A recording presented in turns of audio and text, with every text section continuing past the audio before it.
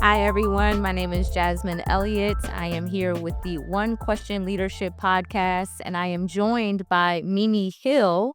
He's Senior Associate Athletic Director of Advancement. Yes, ma'am.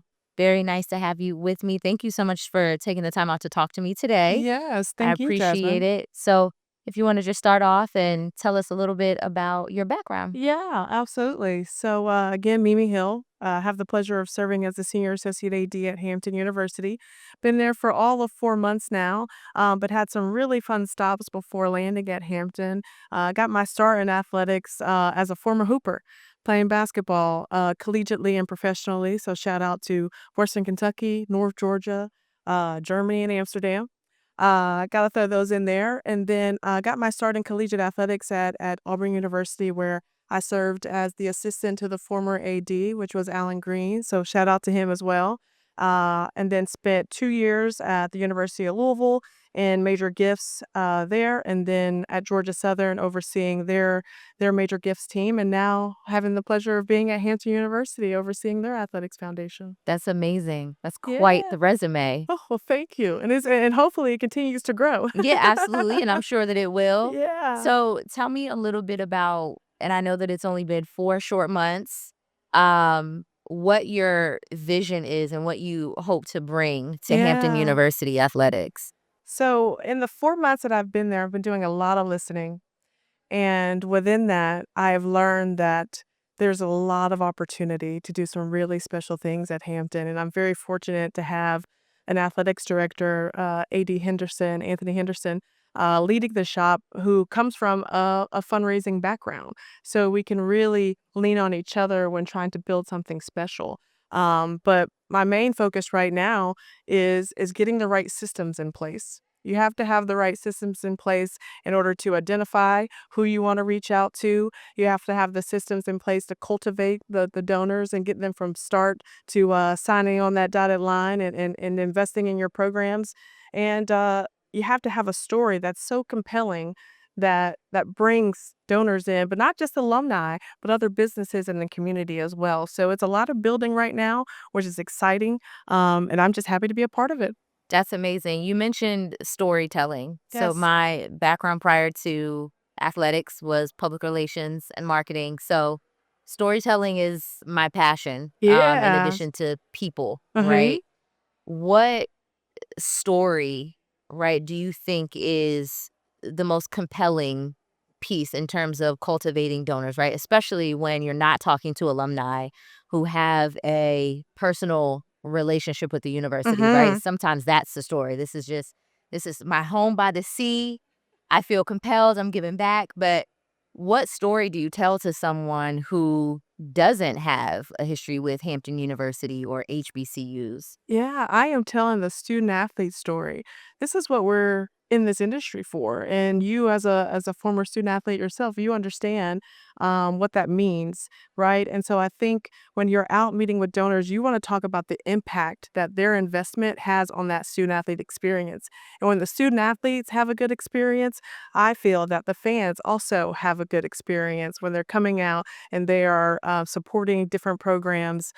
So I like to start with a student athlete story and the impacts that their investments will have on them. Absolutely. Um, I think a big piece of that now, right, is student athletes being able to tell that story and Yes. creating that brand for themselves. Mhm. And how are you going about utilizing this shift in athletics to be able to really have the student athletes on the front line to help tell those stories? Yeah, I mean, we use media. That is our best resource right now as far as expressing your story to the masses. And so we are learning how to now better prep our student athletes to share their stories and sharing with them how important it is to get out what they're doing, and whether that is what degree you're majoring in, whether that is what you want to do with your future, so that we can continue to build those connections so that not only will you have that success on and off your field of play, but also in the future. Yeah. Do you have an example off the top of your head of an example of one of those compelling student athlete stories that really just are impactful and really kind of hit home for donors? Yeah, I think a common impactful story that I've seen across the industry is that we are providing scholarships to student athletes that probably wouldn't have had the opportunity to have um, the opportunity to play at the next level, right? And so what we're doing is giving them that, and they are very well deserving. Um, but again, some student athletes don't come from money.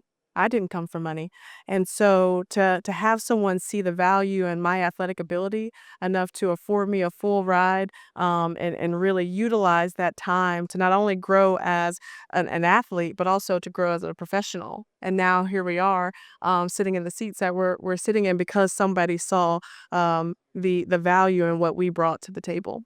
Amazing. Now, I think being a former student athlete and then now sitting on the other side of the table, right? You have a different purview, right? And Yes. and you're able to speak from a very, very specific seat, right? When Mhm. you're talking to donors. How do you best articulate that, right? When you're talking to a donor about that impact who maybe is not a student athlete, who doesn't have any connection to athletics? Ooh, that's a really great question. I mean, I think you start with your why. You know, for me, basketball was a way out. Again, going back to having limited resources in my upbringing, my mom pushed not only academic excellence but athletic excellence because she realized in her own collegiate career as a basketball player at Auburn that so many more opportunities come out of that you can really lean on. And so I like to reflect on that often and share with the donor that the reason why I'm able to sit in front of you today is because again someone saw an opportunity to really pour into me and really grow in ways that I probably wouldn't have had I been in another position. And what I love about sport is that it teaches you how to win and lose in front of people. And when you can do that at a high level, you can really do anything that you put your mind to. And I hope more student athletes realize that the hard part is again the losing, right? But the fun part is the winning. And if you can take that into future opportunities, man, you could do some really special things. Now, women in athletics, women in sports is like this rising trend. It is shout out to Zincs. They have a "We've Always Been Here" campaign going about, like, even though it's something super trendy, it's like women have always been in sports, right? Uh-huh. And not just on the court, but now obviously sitting in these types of positions. Right. Um, and that looks a lot different than it did, right, 5 years ago. You got women agents, you've got full women teams, Yes. right, from sports players and things like that. What has your experience been, especially working in advancement, right? It's been and then you add in being a Black woman on top of that. What has that looked like for you?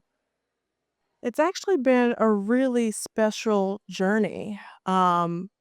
I've had so many great champions that invite me into rooms that I probably have no business being in. um, but I'm inspired by, again, going back to what you just noted about seeing all of these other women in these high level positions and they are crushing it.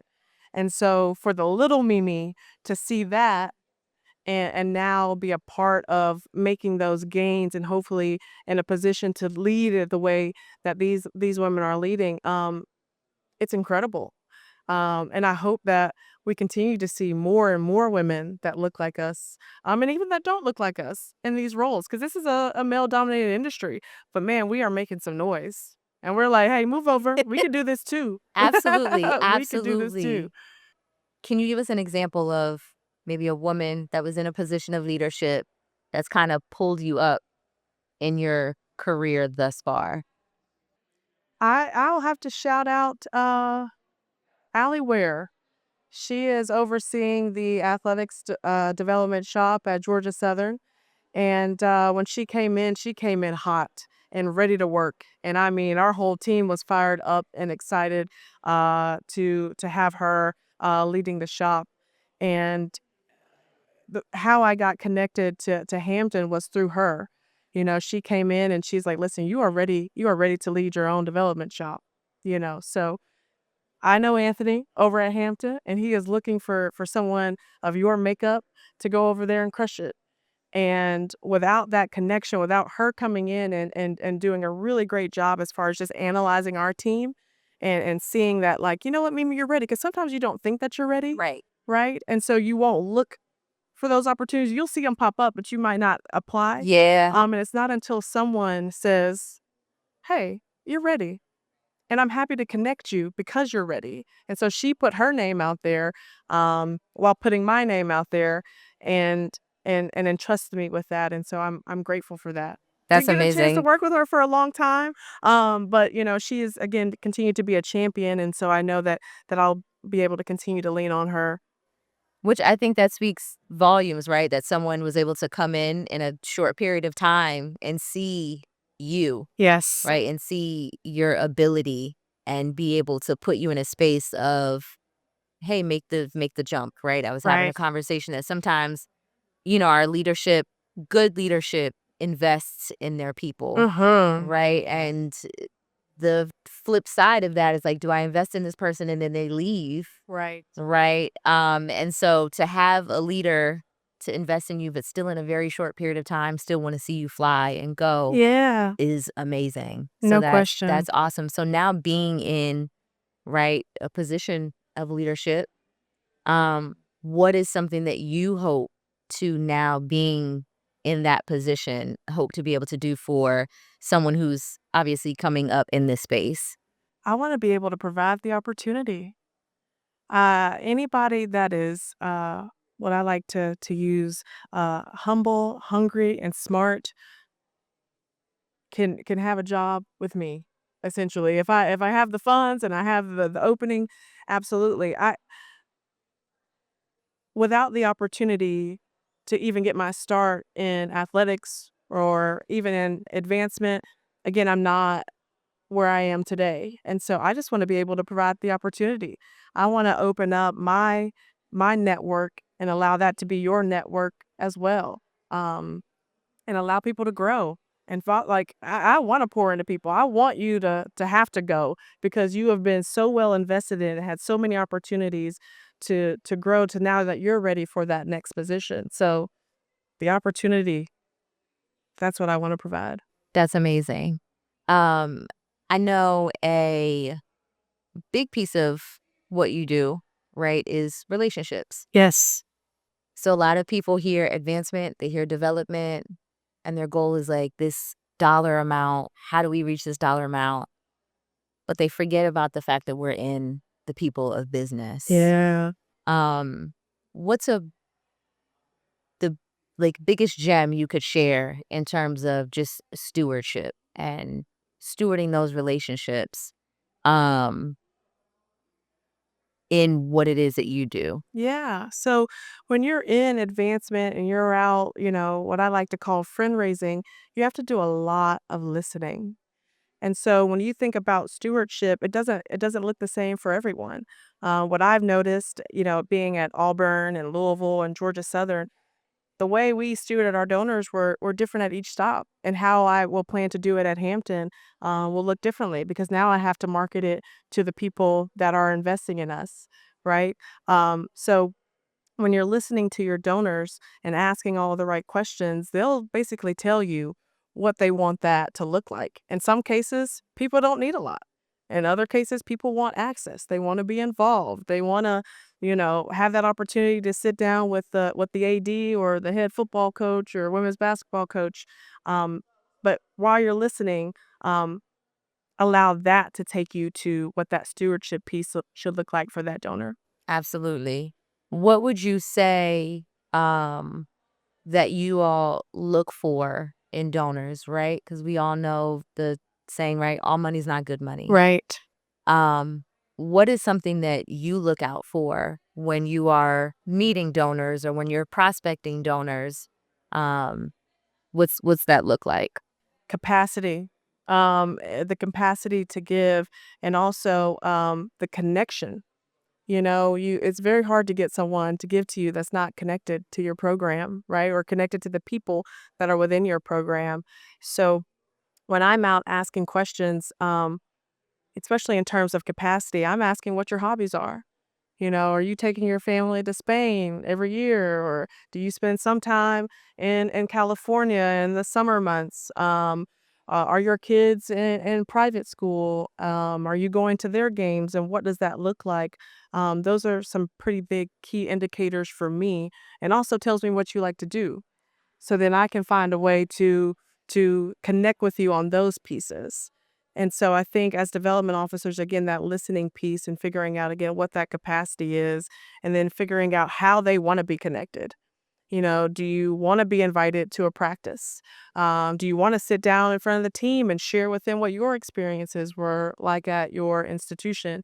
Um, how do I get you, one, on campus? If you haven't been on campus, and if you have, why are you on campus?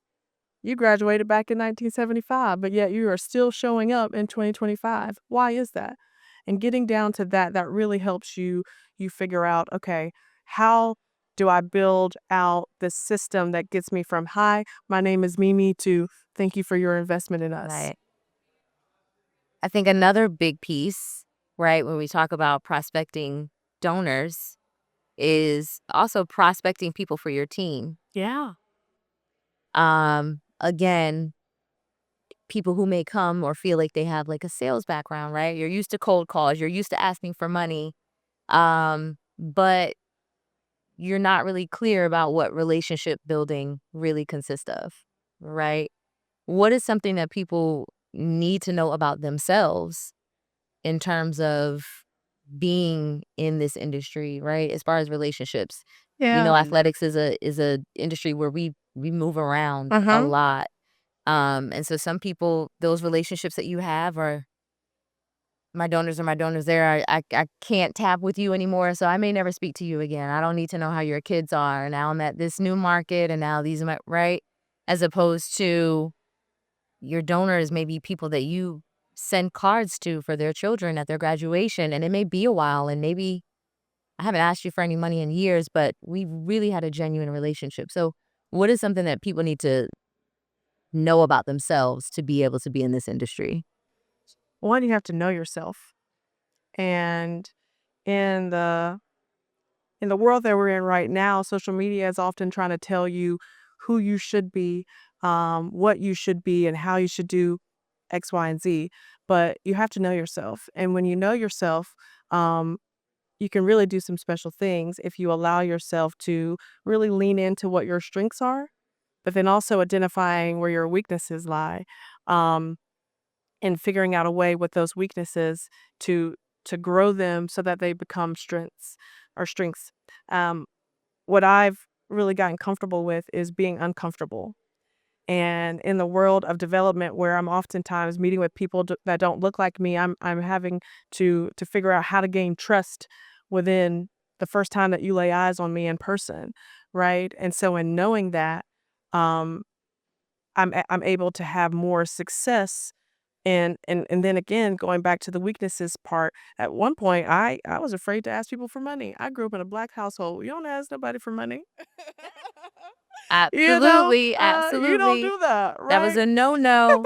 Exactly. And so that was my weakness, that fear, Mhm. right? But because we're in the friend raising business, you really get to know the people, and you get comfortable enough, and they know what you do because you've shared while you're Right, there, right? Um, and then you'll have that feel of when it's right. But you have to figure that out for yourself, as far as like how you're going to um, grow into being comfortable doing the uncomfortable things. right. I think that's huge. Is there an example that you can give us of a time that you were uncomfortable, pushed through, and came out on the other side successful? Yes. So when I first told Alan Green that I wanted to get in development, I told him, I was like, listen, I am scared to ask people for money. And he said, Mimi, well, once you ask somebody for $1, you can ask for $1 million. So, you know, call my mom, ask for $1. She's like, sure, right? But then I get into development at the University of Louisville, and my first ever ask was for $1 million. And that lady looked so shocked. She was like, "A million? A million?" And I was like, no, okay, too soon." Or maybe I hadn't done all the work that I needed to do in order to determine, again, the kind of investment that they wanted to make into the athletics department. But then, you know, 2 years later, I'm at the university, or excuse me, Georgia Southern University, and I come across a donor who is giving $1,000 a year to the soccer program, and someone tells me, well, he comes around, but again, you're not going to get a lot out of him. But he has plenty of money. Never been married, doesn't have any children. Sold a company off for an undisclosed amount, and I was like, I like a challenge, you know. Um, and so I remember spending 6 hours with this particular individual, um, and a lot of that was in his home, and just seeing what he was interested in, and it was history. It was, like, pictures of his great-great-great-grandma and old artifacts from all over the world. Full of antiques. And so after doing a lot of cultivating with him, I learned that we were in his will. And I wanted to figure out how to get him to invest now. And so what I brought to him was an opportunity to name the soccer field that he once played on. And I said, "We need 1 million for it." And he was like, "Huh, okay." I was like, "So yes, an opportunity to leave your legacy that started um, here for future generations." And he signed on that dotted line, and it's now the Bo Pitts Field That's amazing. for 1 million. So I got that 1 million eventually. You got the It just dollar and the million. right, but I had to fail somewhere to learn Right. how to do it better in the future, and that's why you try to fail early, fail often, and fail forward. Nice. Yeah. Very, very nice. Well, I think that is the time that we have today. Thank you so If you much. could leave just one gem, one piece of advice Mhm. for little Mimi, Mm. what would you say? Be comfortable being uncomfortable. That is the best way to grow. Mimi out. That was amazing. Well, again, I'm with Mimi Hill, the Senior Associate Athletic Director of Advancement Yes, at ma'am. Hampton University. And again, my name is Jazmin Elliott with the One Question Leadership Podcast. Mimi, thank you very much. This has been a pleasure. Thank you, Jasmine. Appreciate it.